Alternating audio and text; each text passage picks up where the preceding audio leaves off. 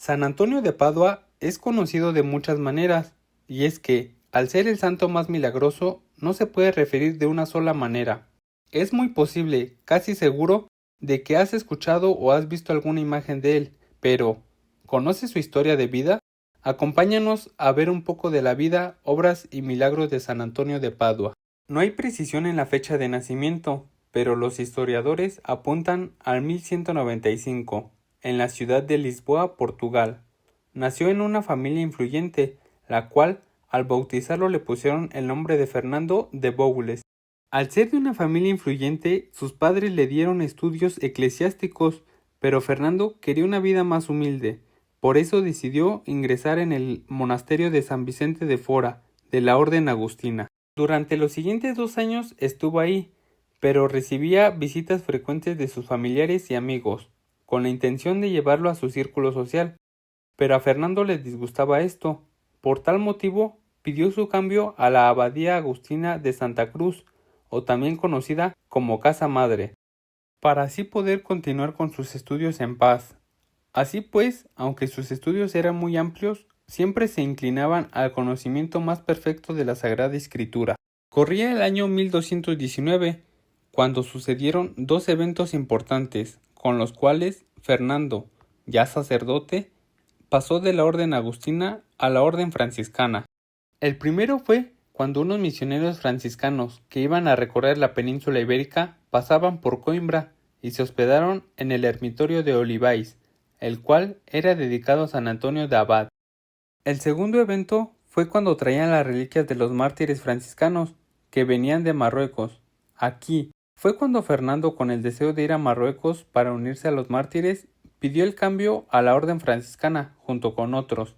En 1220, el cambio de orden se hizo en una pequeña ceremonia a puertas cerradas en el ermitorio. En esta ceremonia, Fernando no solo cambió de orden, sino también de nombre, pasando de Fernando a Antonio, el cual se inspiró en el santo que era dedicado el ermitorio. El cambio de nombre fue para que no lo pudieran encontrar su familia.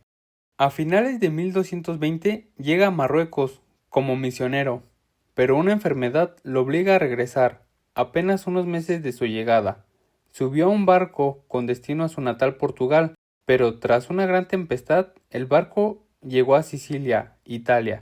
Antonio se recuperó en Milazzo con una pequeña fraternidad de hermanos.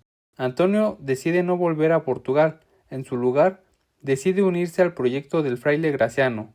En la fiesta de Pentecostés de 1221, alrededor de 3000 frailes franciscanos se congregaron en Asís, el cual es conocido como el capítulo de las esteras, debido a que esa noche miles durmieron en esteras.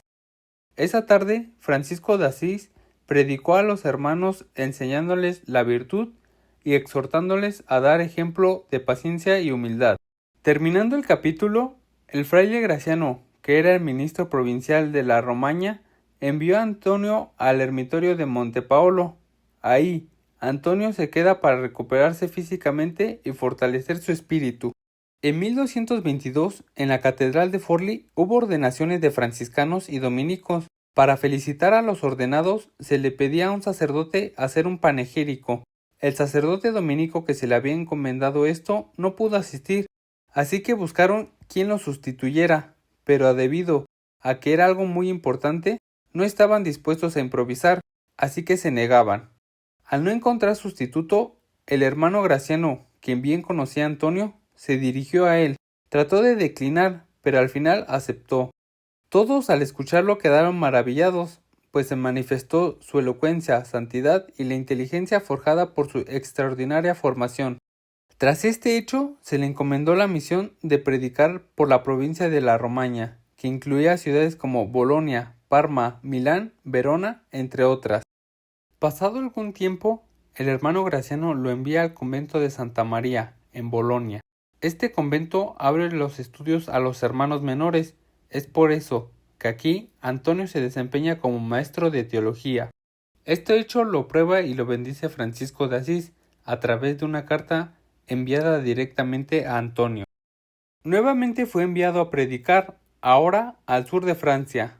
Antonio no abandonó su puesto de maestro, ya que las dos actividades fueron ejercidas al par.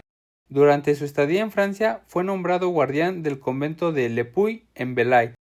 Tras la muerte de Francisco de Asís en 1226, se reunieron los ministros y custodios para elegir al ministro general de la orden, el cual fue elegido Juan Parenti. A su vez, Juan eligió a Antonio para ministro provincial de Romaña, también conocida como Lombarda.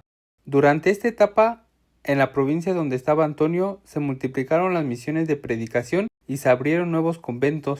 En 1230, Antonio pide su renuncia del ministeriado debido a su situación física. Antonio decide ir a Padua, instalándose en el convento de Santa María Madre de Dios.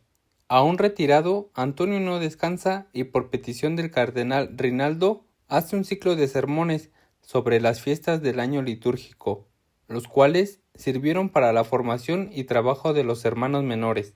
A petición del podestá hace un viaje a Verona para ver a Serino sobre la liberación de algunos hombres. De regreso, ya fatigado por el viaje y sus enfermedades que arrastraba, decide parar en Camposampiero a reposar.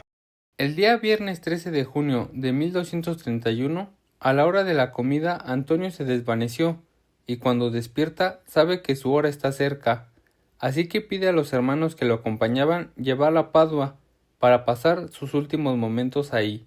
De camino se encuentran un hermano que les aconseja no pasar por la ciudad, debido a que la multitud no los dejaría avanzar hacia el convento, así que deciden hacer una pausa en Arcella, pero para Antonio el tiempo se terminaba. Así pues, pidió confesión, y cuando obtuvo la absolución, las fuerzas se le iban, al mismo tiempo que su rostro reflejaba una paz interior absoluta. Al ver esto, un presente le preguntó: ¿qué ves? A lo que Antonio respondió: veo a mi señor. San Antonio murió la tarde de ese mismo día. La muerte de San Antonio, los frailes la querían comunicar con discreción, pero las calles de Padua eran recorridas por niños gritando: ¡ha muerto San Antonio! ¡Ha muerto el santo! El Papa Gregorio IX formó una comisión para llevar el proceso de canonización. La escucha de testigos y la examinación de los casos milagrosos se concluyeron que 53 eran prodigiosos e inexplicables.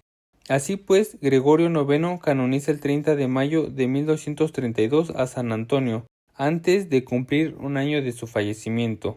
El 16 de enero de 1946, el Papa Pío XII declara a San Antonio doctor de la Iglesia, con el título de doctor evangélico.